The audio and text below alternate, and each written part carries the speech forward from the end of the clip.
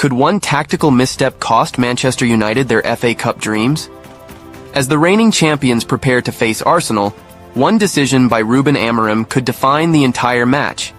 Is he risking it all, or is this a stroke of genius?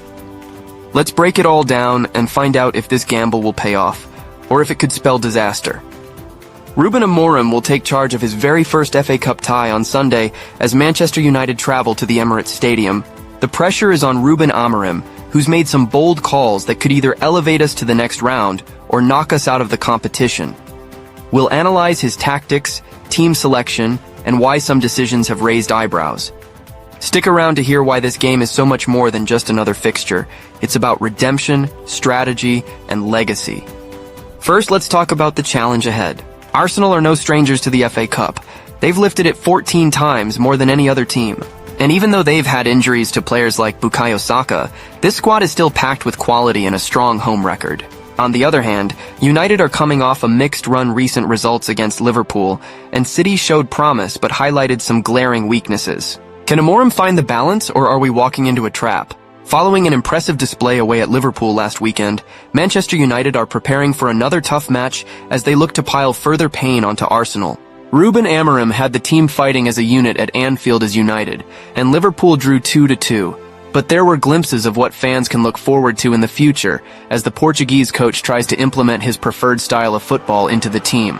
United opened the scoring through Lisandro Martinez before Cody Gakpo scored the leveler 7 minutes later. Liverpool took the lead after a penalty from Mohamed Salah, but Amad Diallo spoiled Liverpool's celebrations with an 80-minute strike. Arsenal are going into the game after losing the first leg of their Carabao Cup semi-final against Newcastle United. Mikel Arteta will hope his players can dust themselves off in time to avoid a meltdown. Back-to-back defeats would come as a major blow to the Gunners, who are trying to mount a challenge for the Premier League title. Meanwhile, this is the beginning of United's defense of the FA Cup after beating Man City 2-1 in last season's Wembley final. Since United have not won any of their last 5 matches across all competitions, Amorim faces a challenge to get the team back to winning ways at the Emirates Stadium. The Red Devils will be taking this competition very seriously considering the situation they are in the Premier League.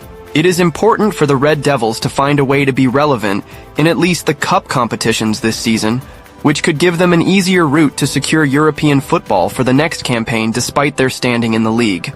Ruben Amorim is known for his dynamic 3-4-3 system, but this might be his riskiest test yet. The decision to start Altay Bayindir in goal has fans divided. While he's shown promise, this isn't just another Carabao Cup game. It's the FA Cup at the Emirates against Arsenal. And then there's Marcus Rashford, fit again but not fully match sharp. Will Amorim push him into the starting 11 or keep him as a super sub? The midfield battle will also be key, especially with players like Jack Morehouse stepping up. The question is, can Amorim's trust in youth deliver on a stage as big as this? And let's not forget set pieces. 2 corners cost us the last time we met Arsenal. Has Amorim drilled the squad to avoid a repeat? Ruben Amorim has made quite a few rotations in most games so far this season, and when asked about it, he said he does what he thinks is best for the team on a given day. With all this in mind, here's how we think Manchester United could line up in the game against Arsenal in the FA Cup. Before the game, Amorim confirmed Altay Bayindir will get a rare start between the posts, which means Andre Onana will be rested. Here is how we have predicted United will line up. In goal, Altay Bayindir will face pressure from Arsenal's lethal corner kicks. It doesn't bode well that he conceded directly from one against Tottenham last month. It was a howler, but Bayindir is getting a chance to make amends.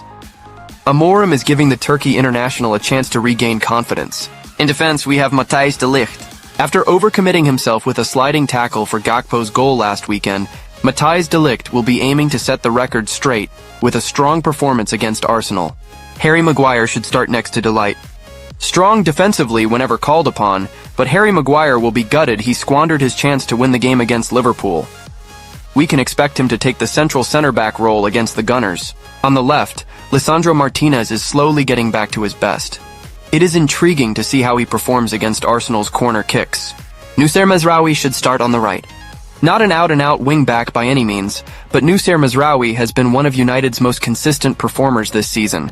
Strong defensive as well as going forward with the ball. Under Amorim, Manuel Ugarte is growing into his role at United. The Uruguayan will be tasked with preventing any danger from Arsenal's creative players like Martin Odegaard. Amorim has taken his time with Kobbie Mainoo, making sure to manage the youngster's minutes after a spell out with injury. United's academy graduate looks ready for action after a strong display at Anfield. On the left, after pocketing Trent Alexander-Arnold, Diogo Dalot will look to do the same against Arsenal. The Portuguese right-back has struggled this season, but has been asked to play on his least favored flank due to injuries in the squad. In the attacking midfield role, Amad Diallo should start. After committing his future to United with a new long-term contract, Amad Diallo will be looking to celebrate with a win. The Ivorian has been one of United's best players this season, with 13 goal contributions across all competitions. Although Bruno Fernandes doesn't have the best record against Arsenal, losing 6 of his 10 meetings, United's most influential player has 3 goal contributions versus the Gunners. This weekend would be a good time to add to that. Up in front is Rasmus Højlund. With 7 goals across all competitions so far this season, Rasmus Højlund needs to find the back of the net more often if he is to become United's main goal-scoring outlet. The Dane is still the best man to lead the line. Now let's talk about the potential mistake that could define this match. Defensive frailty. United have been quite okay defensively in recent times, but still concede some preventable goals. Arsenal will exploit every defensive misstep, especially on corners. If we fail to defend well, we're inviting pressure, and could see a repeat of that 2-0 loss last month. Amorim's high-press tactics are exciting, but they leave us exposed on the counter. Will he tweak his approach or double down on aggression? To win this game, United must do 3 things. Dominate the midfield, avoid defensive lapses, and capitalize on Arsenal's injury struggles. Players like Ugarte, Bruno, and Kobbie Mainoo need to control the tempo. Up front, Amad and Højlund must find the back of the net early. And most importantly, Bayindir has to deliver the performance of his career. Can Ruben Amorim prove he's the man to lead United into a new era, or will tactical errors cost us the trophy we fought so hard to win last season? Let me know your predictions in the comments. Who's starting, who's scoring, and what will the final result be?